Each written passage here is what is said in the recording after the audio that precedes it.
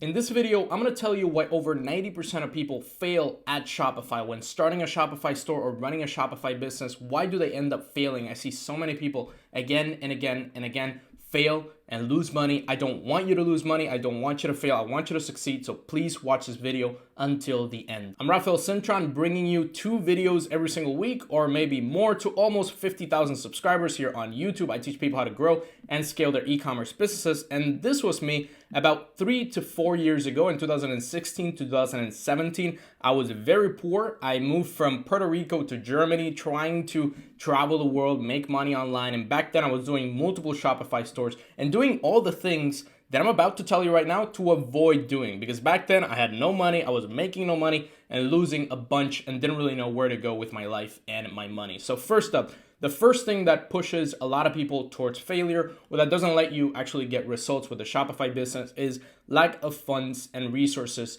to run the business. Many newbies, specifically beginners that are just starting in this business, they ask me, hey, I have $100, I have $200. Can I start my business, or should I work a little bit longer so I have 500, 1,000? Or maybe you don't have a job and you think that with the $200 that you have, you can be successful, you can make 6 figures, 7 figures. Sometimes, yes. I did have a student that had $50, put those $50 into ads, made about 300, put those 300, made 3,000, and so on and so on. And he actually became very successful with $50, but that was 1 out of 1,000. So if you have a lack of funds, maybe less than $500 to $1,000, I would highly suggest you to either get a job, some other income stream, or just work for Shopify businesses. Like literally go to Upwork or one of those websites where people can hire you to help them with their Shopify business and make $100 a week, $500 a week, maybe on the high end. And you can start saving up money so that you have $1,000, $2,000, maybe even $10,000 to start the business. Highly recommend you have more than 500 or $1,000, because I see many people failing that have $100 and they're doomed to fail from the beginning. I don't want you to start failing. So better to have more money, basically wait longer until you launch, than have less money and launch now when you have that less money. The second mistake that I see everybody doing is selecting the wrong products or advertising products that are doomed to fail. And in order to not do this mistake, I actually made, in the live training that we're going live in a couple of days right now, some product selection rules that you can follow to always 99% accuracy pick the right product that is going to sell on your Shopify store. The first step is experiencing a consistency in sales over 2+ weeks or a sharp uptrend in demand.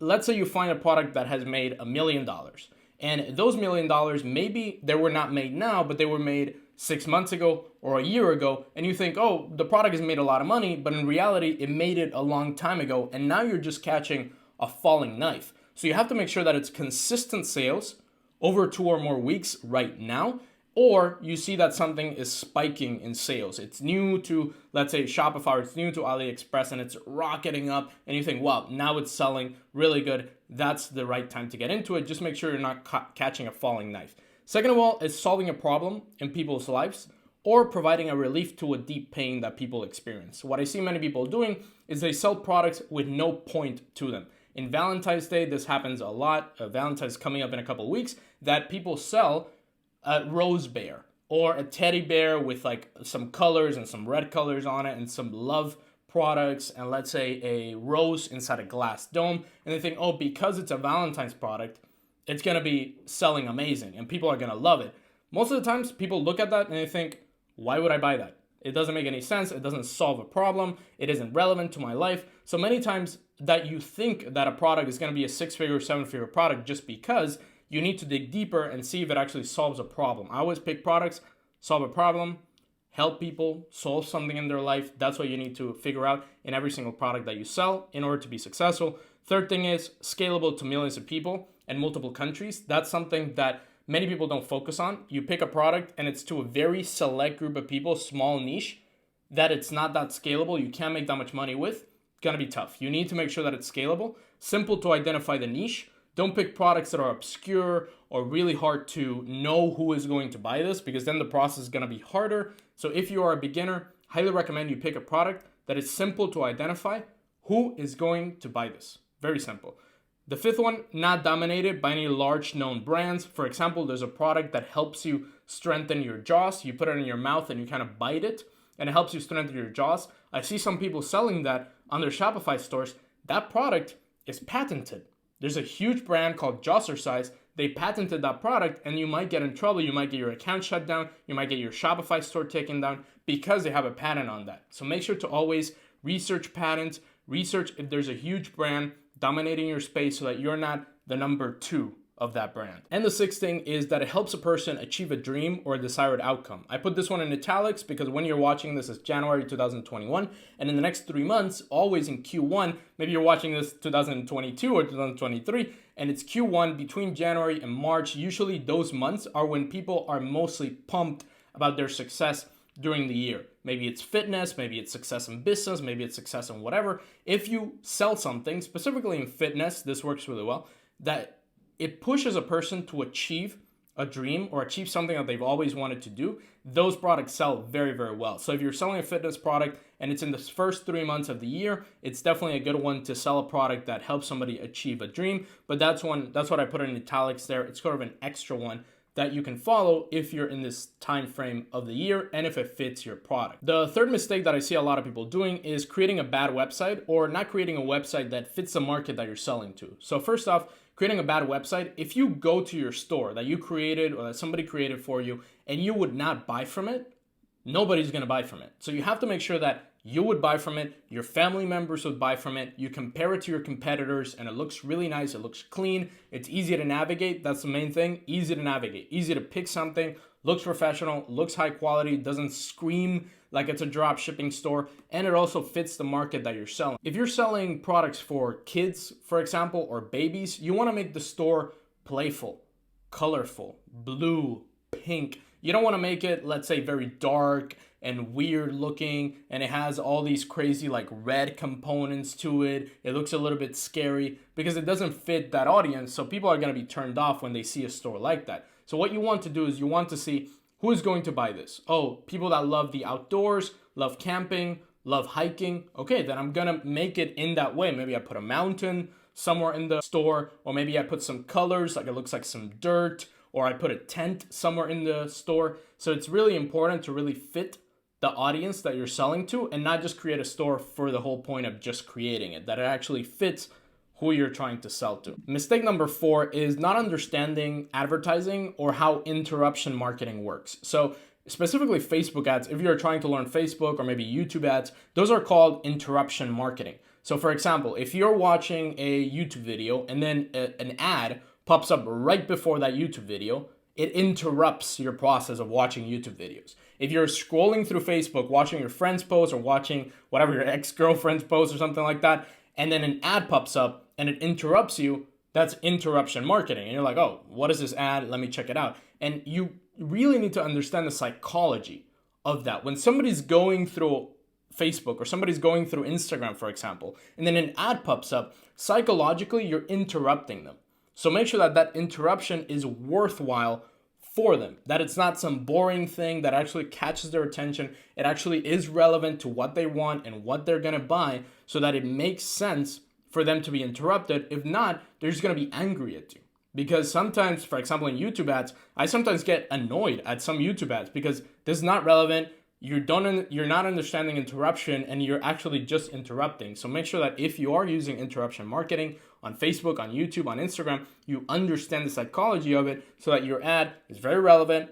It interrupts them, but it interrupts them in a good way, showing them something that they will buy in the future. The next one is using only one traffic source and not exploring options. I'm now creating a full-on training for YouTube ads. I just created one whole course on YouTube ads. I gave it to my mentorship students for free, included in the mentorship, and they're absolutely crushing it with that. And now I'm planning to do more YouTube ads content on YouTube, right here where you're watching, because a lot of people just rely on Facebook and they think, oh, Facebook bans you, Facebook doesn't perform that well, Facebook has some problems, and now you're stuck with nothing. And now you're stuck with no traffic, no sales. So it's good to learn Facebook. Maybe Facebook doesn't work that well, learn Google, learn maybe Instagram, although Instagram and Facebook are in the same account.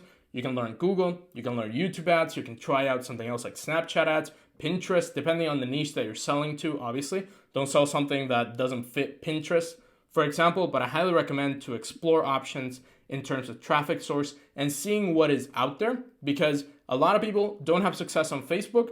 they go to Google Ads and they absolutely crush it on Google. So I think many people are obsessed with just one traffic source. I think it's good that you explore your options and see what else is out there. The next mistake that I see many people failing at, especially when they start to get sales, is not selecting a good supplier, leading to terrible shipping times. So when you are doing your process of finding a product, adding that product over to the website, starting to sell it, find a supplier that is at least reliable or you can count on before you get sales. I see many people just kind of ram through this process of, oh, this supplier is, it's okay. Maybe they ship, maybe they don't. And then you start getting sales, you scale up that product, and now you have a backup of 1,000 orders. That happened to my student Ryan. He's made multiple six figures. And in the beginning, his first, I think it was like $40,000, $50,000 that he made on one particular store, they were all held because his supplier couldn't ship the product. They ran out of stock of that particular product that he had, and he had to scramble through, didn't sleep for like 3 days properly to try to find a good supplier, ship all of those products to those customers. If not, he was gonna lose 50 grand. So that's something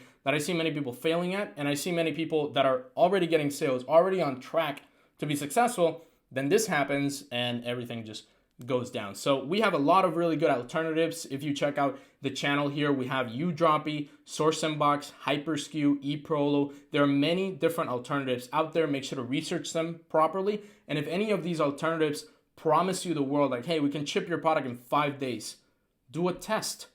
Actually order it, see if it gets there in 5 days, see the quality, check it. No matter where you are in the world, if you're in a part of the world that you can't really ship that product or it takes too long, maybe send it to a family member or maybe do a test order. Get one order on Facebook, send it to that person, see how the experience goes so that you actually test the supplier properly so that you don't scale without having a reliable supplier. Number 7 mistake is bad customer support and not caring about your customer experience after they purchase. This is something that I dealt with. The first time I got really successful with Shopify, I didn't really care about customers that were angry or customers that didn't really get the best experience with my product. And I sometimes ignored them and I thought, yeah, it's just one customer. And then it was another one, it's just one customer, it's just one customer. And then it was 100. And then I thought, okay, maybe I should start doing something about it. And now, because of that, I'm very into customer experience. Your customer experience needs to be amazing when you buy from my stores. So that's something that you definitely need to take care of, because I know in the beginning, it can feel like, oh, this is just some angry grandma,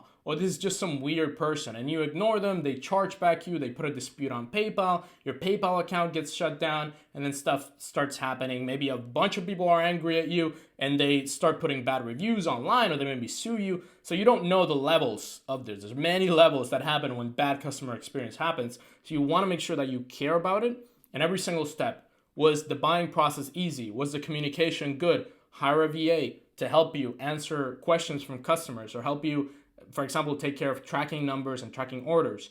And you make sure that the whole experience of receiving the product, actually using it, it's not broken, it's not all messed up, and that it actually works. The effort you put into this will pay dividends so much later on, because people start referring people to buy from you. People start like telling their friends about you, and your brand grows without you doing anything. Mistake number 8 is wrong hiring decisions, or hiring too early or too late. This is mainly when you start growing, you start getting sales, and then you start really pumping up the revenue and pumping up the volume that you're getting through your Shopify store. It's time to hire someone. Obviously, time to hire a VA, somebody to help you, somebody to maybe run your ads. And I think the main thing that kills businesses that are on that growth is the wrong hiring decisions. Because one bad hire can waste you a lot of money, can waste you a lot of time. I hired very bad people. I paid them a lot of money, and then it ended up just losing money for me and damaging the morale of the whole company. When you start to grow and you start to hire people, you really need to think about it like a $1 billion business owner. This person that I'm about to hire, yeah, maybe they do customer service, or maybe they do just my website, fixing it up or a little bit. Let me see if they're actually going to be a good fit. You test them for 2 weeks. See if they're good during those 2 weeks. You make sure to put them through a good interview process. You interview that person. See if they're the right fit for your company. See if you two fit together. If there's a good vibe going on. Because sometimes some people are just rude. Some people are just weird. Some people don't fit to who you are. Maybe you are rude and that person is not, and that doesn't fit. So you have to make sure that they actually fit into your company, fit into who you are, work together with you, give them a test about 2 weeks, see if they do well, and then actually put them in a full role. Because if not, 6 months later, you're still going to be stuck with that person. It's really hard to fire them. And then you're just going to be losing money because you made the bad hiring decision. And also hiring too early. I think you shouldn't hire something until it starts hurting. So let's say hire when it hurts. That's the main thing. So when you are running your Shopify business, and let's say there's something that really is very annoying to you. Let's say it's product research. Let's say it's building a product page. Let's say it's doing advertising. You want to make sure that you try it as much as possible by yourself before hiring. So you understand the process, you understand what everything means, you understand how, for example, on Facebook, the algorithm works. And then once you understand that, once you tried it by yourself, once you ran some ads by yourself, then you hire someone. Don't hire someone without understanding any platform, without understanding something, because they might just scam you and do something that, since you don't know how the process works, you can't identify if they're doing a bad job, or they might just think that you're stupid and just take all your money. So you have to make sure that when you hire, don't hire too early, and make sure that you hire when you already understand the process so you don't have any problems later on. Mistake number 9 is not enough discipline and relying on motivation. This is something that I'm guilty of even to this day. I wake up in the morning and I just don't want to work. Today, I want to go out and enjoy some weather, nice sun, and don't do anything all day. That's when it really determines if you're going to be successful at something or not, because you're relying on motivation in that moment. You're thinking, yeah, I don't want to work today. But you have to know that if you don't work there that day, or if you don't get something done that day that you know you need to get done, that's going to keep having an effect on your long-term things, on your long-term decisions. Maybe today you don't get that done. Tomorrow you get another thing done. Tomorrow you don't get another thing done, and so on and so on and so on and so on. And then you're addicted to motivation. Oh, if I'm not motivated, I'm not going to work. How do I get more motivation? YouTube. How do I get motivated? And then you just are in this motivation rat hole. And you shouldn't rely on motivation at all. You need to have discipline. Discipline means doing the same thing over and over again, unless even if it's boring, to get you to a particular goal. So let's say that today I don't want to work, but I need to work because I want to get to a particular goal. I work, I get it done. Tomorrow I do the same. And if I'm motivated, great. If I'm not, that's great. But you need discipline. Just doing the same thing again and again, or doing obviously different things that lead you to a particular goal, regardless of your feelings, regardless of your energy. It just matters that you get it done. And then mistake number 10, which is, it's a hard one to get out of because everybody's going to fall on this one, but I want you to make sure you're careful with it. When you're scaling too fast and caring too much about revenue often leads you with loss, and you actually end up losing money. So let's say that you're making $100 a day and you want to scale up. You scale up to 1,000, you scale up to $5,000 a day. You scale up to $10,000 a day, right? You make a really high, nice amount of revenue. And then you keep scaling and scaling, and you think, let's go and scale and scale and scale. But you don't look at the profit margin. You don't look at your bottom line, how much is costing you all of this? How much are the ads costing you? You don't keep a good track of your profits. And that's something I did in the beginning. I didn't really care about profits. I just cared about these screenshots, and I cared about making a bunch of money, and I cared about making 10 grand days. And I thought, oh, that's all that matters. And then I looked at my profit, and it was like 5%. And that's when I did a reverse on focusing on profit, not on revenue. And then my profits went to 25% instead of being 5%.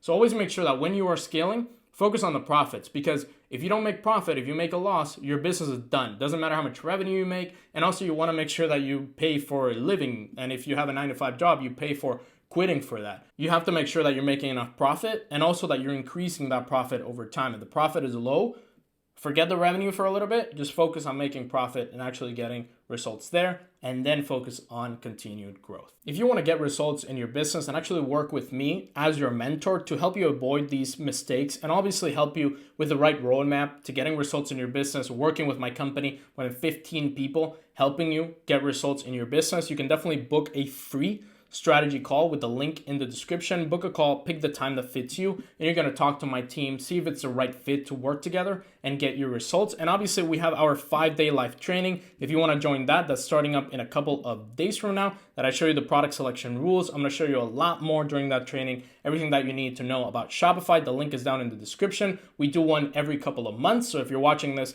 after this video is ended, or after a couple of weeks after, you can watch the other training that's starting up. Just click that link in the description and I will see you there. Now that you know how to avoid failure and actually get results for your business, if you want to know what the best industries and niches are going to be for this year and the coming years to actually sell on Shopify to get the best results possible, you want to check out that video right there that I made, top 10 niches for 2021 and beyond that you can take advantage of that are still popping up and growing, that you can get great results for your business, especially if you're a beginner. Make sure to check it out right now. Subscribe to our channel, hit that notification bell and that like button down below, and I will see you on the next video.